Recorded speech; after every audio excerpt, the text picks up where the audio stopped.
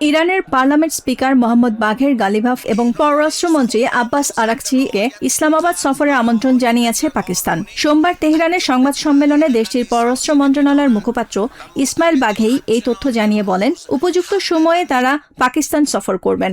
বাঘে এই সফরকে দুই দেশের ক্রমবর্ধমান সম্পর্কের স্বাভাবিক অংশ হিসেবে বর্ণনা করলেও আলোচ্য সূচিতে তেহরান ওয়াশিংটনের সমঝোতা স্মারক সহ আঞ্চলিক ঘটনাবলী অন্তর্ভুক্ত থাকতে পারে। এদিন প্রথমবারের মতো সৌদি আরব, পাকিস্তান ও তুর্কির যৌথ নিরাপত্তা চুক্তি নিয়ে আনুষ্ঠানিক মন্তব্য করে তেহরান। প্রতিবেশী তিন দেশের এই চুক্তিতে ইরান উদ্বিগ্ন নয় জানিয়ে বাঘেই বলেন, বিগত কয়েক বছরের ঘটনাপ্রবাহ থেকে আঞ্চলিক দেশগুলো অনুধাবন করতে পেরেছে যে অসৎ মধ্যস্থতাকারীদের কাছ থেকে নিরাপত্তা কেনা যায় না। মধ্যপ্রাচ্যের শান্তি ও স্থিতিশীলতা ফিরিয়ে আনতে আঞ্চলিক দেশগুলোকেই মূল ভূমিকা পালন করতে হবে বলে মন্তব্য করেন তিনি।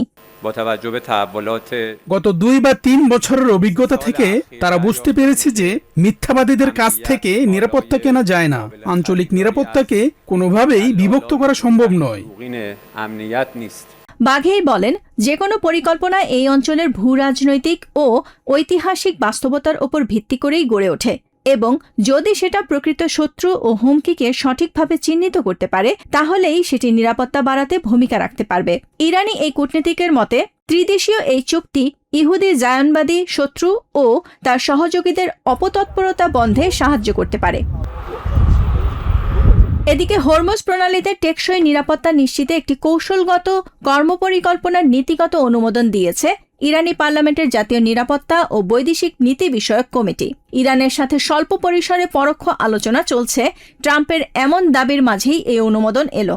যদিও আমেরিকার পরোক্ষ সম্পৃক্ততায় হরমুজে নিরাপদ নৌপথ নির্ধারণে ওমানের সাথে ইরানের আলোচনা চলছে, কিন্তু শেষ মুহূর্তে তাতেও কিছুটা স্থবিরতা দেখা দিয়েছে।